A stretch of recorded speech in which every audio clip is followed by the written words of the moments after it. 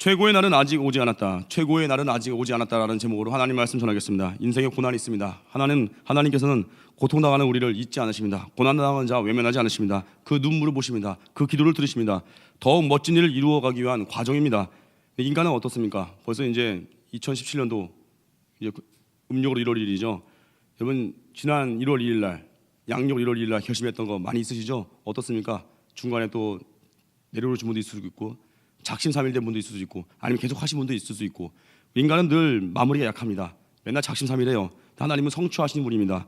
최고의 날로 우리를 이끌어 가십니다. 만들어 가십니다. 그 신앙은 항상 하나님과 함께 동행하는 거예요. 내가 이루는 게 아닙니다. 주님 안에 거하는 겁니다. 특별히 우리 인생에 이제 최고의 날을 우리 다 꿈꾸고 있지 않습니까? 최고의 날 아직 오지 않았습니다. 우리 하나님께 기도하며 나아갈 때 우리를 가장 멋진 모습으로 우리의 응답이 기다리고 있습니다. 기도하는 자는 시간이 내 편인 거예요. 예배드리는 자 시간이 내 편인 거예요. 그래서 언제나 하나님 앞에서 최고의 날을 꿈꾸며 지금 이 땅을 살 때도 설레임 가운데 살기를 바랍니다. 세 가지입니다. 최고의 인생이 되기 위해서 첫 번째, 환경에 문제되지 환경에 구애받지 않는다는 겁니다. 야곱이 12명의 자녀를 낳았습니다. 12지파죠. 탄생 배경이 별로 아름답지가 않습니다. 야곱은 삼촌 라반에 속아서 레아와 라헬 둘 다 아내로 삼습니다. 라반이 첫날 밤에 레아를 대신 들여보냈어요. 속인 거죠. 삼촌 라반이 속은 겁니다. 그리고 그 두 부인의 여종 레아와 라헬을 둘 다 아내로 삼았는데 그 두 부인의 여종 한 사람씩 와서 결국 씨바지같이 해서 야곱의 아이들을 낳습니다. 12아들들의 어머니가 달라요. 엄마가 4명이에요. 배다른 형제들입니다. 참 콩가루 집안이죠. 명절인데 가족 이야기 못하는 분들이 있어요. 우리 가정은 참 콩가루인데요. 우리 가정에 아픔이 있는데요. 너무 슬프신 분들이 있죠. 고향 어디 간다 말도 못하겠고 깨져있는 관계 깨져있는 분도 있고 가면 또 너 취업을 했니? 결혼을 했니? 이런 질문 듣기 싫어가지고 짜증나서 아예 연락 끊어버리는 분도 있고. 근데 이런 가정 오늘 한번 보십시오. 이 12지파 탄생한 이 가정 보십시오. 가정 자체가 이 좋은 가정이 아니에요. 정말 엉터리 같은 가정인데 엄마가 넷이잖아요. 그런데 이 집안에서 어때요? 믿음의 12지파를 낳는 가문이 생깁니다. 여러분 가정 다 거기서 거기에요. 고난 없는 가정 없습니다. 우리 가정만 불행해서 우리 가정만 너무 힘들어. 그런 거 없습니다. 다 고난 있고요. 도찐 개찐 거기서 거기에요. 성경의 인물도 보십시오. 다 결점투석이지 않습니까? 베드로 배신자잖아요. 사도 바울 핍박자였잖아요. 아브라함 자기 아내를 누이라 속이잖아요. 비겁하잖아요. 하나님은요 망가진 인생들, 결점투석이 있는 인생들을 가지고 하나님의 놀라운 일들을 꿈꾸십니다. 미련한 자를 택해서 강해 보이는 자, 지혜 있는 자를 아주 부끄럽게 하십니다. 그게 우리 하나님의 능력이라는 겁니다. 미국에 보면은 하비스트 교회에 그렌 로린 목사님이라고 있습니다. 유명한 책도 쓰셨고 오늘 설교 제목도 책 제목이에요. 최고의 날은 아직 오지 않았다. 그렌 로린 목사님 이야기인데 그분의 성장 배경이 참 특이합니다. 어렸을 때 어머니가 이혼하고 또 보이프렌드가 바뀌면서 쫓겨났어요. 다른 집에 살다가 또 마약과 술에 쩔어 사는 깽이었어. 어둠의 자식이었습니다. 10대 후반에 또 예수님 믿게 됐어요. 척 스미스 목사님이라는 그분께 또 성경 공부 모임을 또 배운 것 같아요. 그리고 그 이후에 수많은 사람들을 예수님께 인도하고 있습니다. 그분의 환경 자체는 안 좋았어요. 근데 그분이 예수님 만나고 나니까 지금 미국에서 어마어마하게 영향을 행사하고 있는 목사님이 됐어요. 근데 중요한 건 8년 전에 이분이 자기 아들을 천국에 먼저 보냈습니다. 아들을 먼저 보냈어요. 자녀가 먼저 죽었으니까 얼마나 가슴이 아팠겠습니까? 힘들었대요. 근데 그때 이렇게 기도했다고 합니다. 주님, 제 고통을 내버려 두고 싶지 않습니다. 상처받은 영혼이 많은데 당신의 영광을 위해서 나의 이 고통을 어떻게 사용할지를 보여달라고. 그렇게 기도했대요. 우리 어떻습니까? 고통이 고통으로 끝나는 사람이 있어요. 아무 유익이 안 되는 사람이 있어요. 고통 받다가 원망하다 망한 인생이 있고요. 고통 받다가 버티다 끝난 인생이 있는데 이 그렌 로린 목사님이 이거예요. 제 고통을 내버려 두지 마시고 나의 고통 때문에 상처받은 영혼들을 어떻게 돌봐야 될지 고난을 끝낸 게 아니에요. 나의 고난이 누군가의 유익이 될 수 있게끔. 왜 그래요? 이분은 고난의 시장이 있었어요. 자기 가정 환경 자체가 쉽지 않았어요. 어려웠어요. 하지만 환경에 매이지 않았고 그 아픔을 가지고 있으니까 어때요? 아들을 먼저 천국 보낸다는 게 쉽겠습니까? 어려웠지만 하나님 이 고난 내버려 두지 마시고 다른 사람 위해서 쓸 수 있게 해달라고, 상처 입은 치유자 되게 해달라고. 이게 위대한 기도입니다. 우리 인생에 하나님께서 내 가정이 어려운 사람 있죠? 가정이 뭐 진짜 엉망진창입니다. 그리고 또 혼자 예수님 믿는 분들이 있습니까? 나 너무 힘듭니다. 맨날 집에서는 너 뭐하냐, 새벽부터 어디 가냐 그러고, 선교 또 왜 가냐 그러고, 핍박 있는 분들이 있죠. 걱정하지 마십시오. 주님과 연결될 때 환경은 중요하지 않습니다. 하나님께서 그 모든 환경을 통해서 영광의 길로 인도하십니다. 그리고 우리 인생 고난에 있죠. 피할 수 없는 고난들, 걱정하지 마십시오. 그 고난을 가지고 주님께 나와 구하십시오. 하나님께서 그 고난을 가지고 영광의 재료로 쓰십니다. 나의 고난이 다른 누군가에게 눈물 닦아줄 수 있는 회복의 도구가 된다는 겁니다. 두 번째입니다. 하나님만 의지하라는 겁니다. 31절 보니까 여호와께서 레아가 사랑받지 못한 보시고 그의 태를 여섰으나 라헬은 자기 자녀가 없었더라. 레아는 어떻습니까? 아버지 라반 때문에 사기 결혼했죠. 억울하죠. 그리고 사랑받지도 못했습니다. 남편 야곱은 둘째 부인은 라헬을 사랑했어요. 마음이 찢겨지죠. 사랑받지 못한 이 여인의 절규, 버림받은 마음 가지고 결국 어떻게 했어요? 하나님께 간 거예요. 하나님께 가서 하나님 붙들었더니 절망의 자리가 오히려 응답의 자리가 됐습니다. 32절 보니까 레아가 임신하여 아들을 낳고 그 이름을 르우벤이라 하여, 한 맺힌 여인이 낳은 아들 이름이 뭐예요? 이제는 내 남편이 나를 사랑하니로다. 당시 문화에서 보면 남편의 총애를 받아도요, 아기를 낳지 않으면 그게 수치가 된대요. 첫 아들을 낳으면 또 축복의 통로가 된대요. 레아는 그걸 기대한 거예요. 내가 아들을 낳으면은 내가 날 사랑해 주겠지, 남편이 날 좋아해 주겠지, 그걸 기대한 거예요. 라헬은 반면에 라헬은 뭐예요? 라헬은 여기 본문에 보니까 태가 안 열렸죠. 라헬은 사랑받는 여자였습니다. 예뻤겠죠. 미모도 되고 실력도 되고 사랑받은 만큼 충분히 사랑받으니까 어떻게 보면 하나님을 별로 의지하지 않고 그냥 남편 의지했겠죠. 별 자식 놓고 기도도 안 했을 거라고요. 근데 레아는 참 힘들었나 봐요. 사랑받지 못하고 외면당하니까 하나님께 구한 거예요. 자녀 얻었더니 그 이름 뭐라고요? 이제는 내 남편이 나를 사랑하니로다. 남편이 나를 사랑하겠지. 그 이름 속에서 남편에 대한 애끓는 그 갈망이 있지 않습니까? 이름 통해서. 또 하나, 근데 남편 마음에 안 들어와요. 또다시 임신했습니다. 둘째 아들 낳는데 이름이 시므온이에요. 시므온. 자기 마음에 서럽다는 것을 하나님이 들으셨다는 뜻이에요. 하나님이 들으셨다는 거. 여전히 그 이름을 지을 때 목마름이 있어요. 이 목마름이 있다는 겁니다. 그런데 여전히 남편 마음이 안 돌아왔어요. 셋째 레위를 낳았는데, 레위를 낳았더니 레위 뜻이 뭐냐면은 내 남편이 지금부터 나와 연합하리로다 라는 뜻이에요. 내 남편이 지금부터 나와 연합하리로다. 여전히 인생 목표가 뭐예요? 남편 사랑.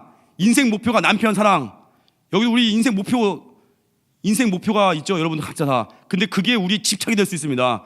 이 레아는 남편 사랑이 목표였는데, 맞아 넷째 태어났는데 넷째까지 한 4, 5년 걸렸겠죠. 남편 반응 없는 상황이었습니다. 허무함 느꼈겠죠. 난 참 바보처럼 살았군요. 노래 불렀겠죠. 드디어 남편 사랑 포기하고 남편 바라기 위해서 주바라기로 바뀝니다. 넷째 아이 태어났을 때 이름이 바뀌어서 이름 짓는 게 달라졌어요. 남편과 연합이 아니라 뭐냐면 유다, 여호와를 찬송하리로다. 이름이 바뀌었습니다. 애들 이름 첫째, 둘째, 셋째까지는 다 남편에 대한 목마름이 반영됐다가 넷째부터는 이제 더 이상 남편 의지하지 않겠다, 남편에 대해 남편 사랑 구애하지 않겠다 하고 이름을 뭐라 졌냐면은 유다, 여호와를 찬송하리로다. 우리도 여기에 보면 여기 남편이라고 했는데 남편을 살짝 남편에 괄호치고 거기다 돈을 넣어보십시오. 가족을 넣어보십시오. 자녀를 넣어보십시오. 직장을 넣어보십시오. 우리가 추구하는 게 있거든요. 하나님 이번에 취업만 된다면은, 결혼만 된다면은, 이번에 하나님 내 자녀만 입시 통과만 한다면은, 이번에 좀 한 미쳐 건졌으면, 이번에 사업만 잘 된다면은, 우리 항상 집착하는 게 있어요. 집착하는 순간 떠나갑니다. 떠나간다고요. 믿는 도끼 발등 지킵니다. 레아같이 어떻게 해야 돼요? 이 넷째 낳았을 때 이름을 바꿨어요. 여호와를 찬송하리로다. 유다. 남편에 대한 기대를 다 내놓고 이제 주님 바라보니까 그 유다가 누구예요? 유다가 이제 레아가 달라졌을 때 태어난 이 아기가, 이 유다가 12지파 중에 가장 큰 축복을 받은 유다 지파가 되죠. 왕의 지파입니다.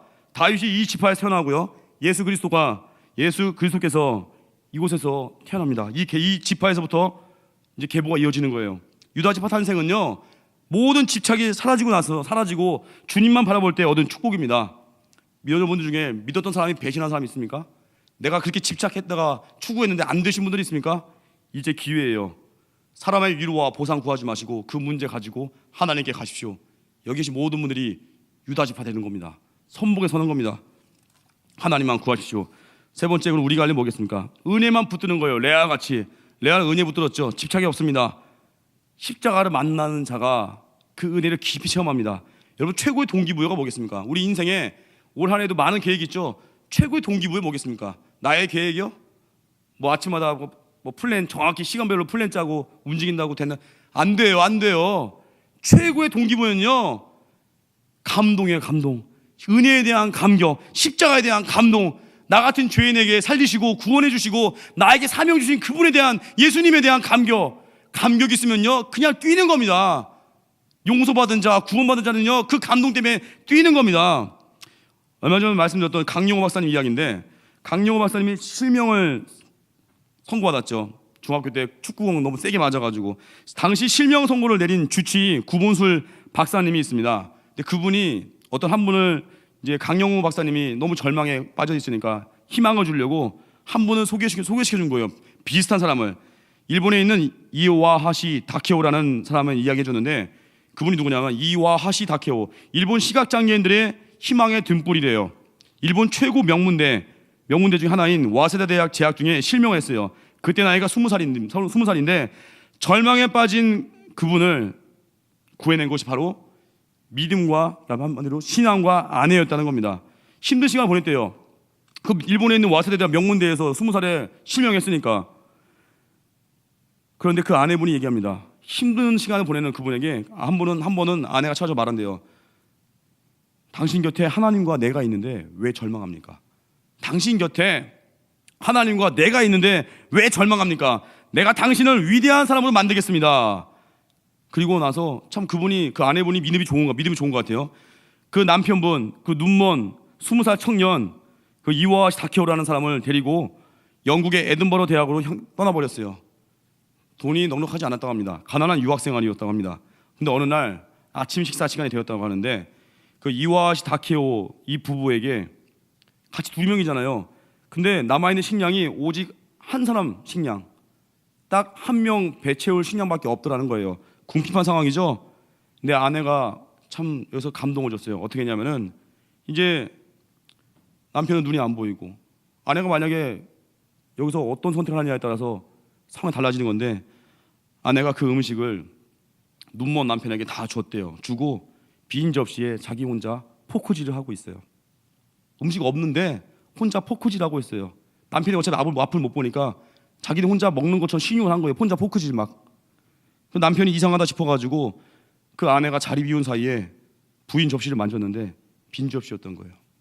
아무것도 없었는데 아내가 자기 먹이려고 먹는 신용한 거예요. 접시에다 포크 딱딱딱 소리 내고.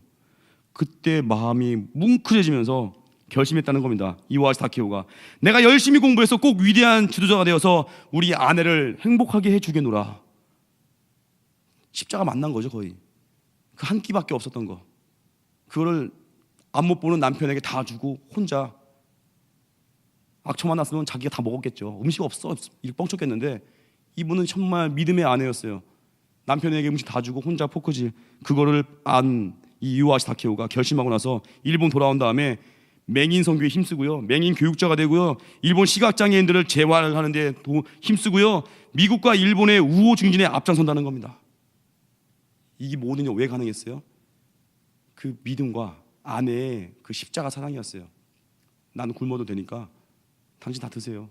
거기에 감동받아서 내 아내 행복하게 해주겠다고 결심했는데, 아내만 행복했어요? 아니죠. 한 명을 행복하게 해주겠다고 하니까 어때요? 그 나라에 영향을 행사하죠. 우리도 그렇습니다. 여러분 중에 내가 누군가 한 명을 진짜 행복하게 해주겠다고 한번 결심해 보십시오.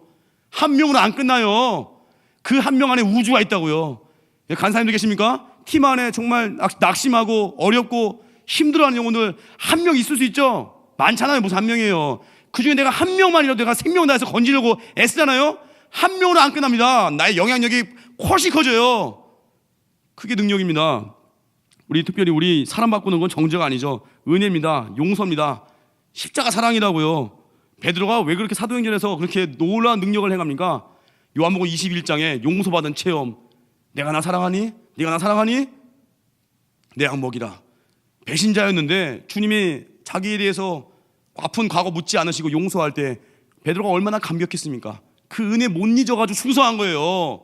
뭐 푸시한 게 아니에요. 은혜의 감격 때문에 충성한 거라고요. 우리도 왜 인생 살면서 왜 용서가 안 되죠? 그 인간이 미워서요? 나에게 저지르는 행동이 너무 세서요? 아닙니다.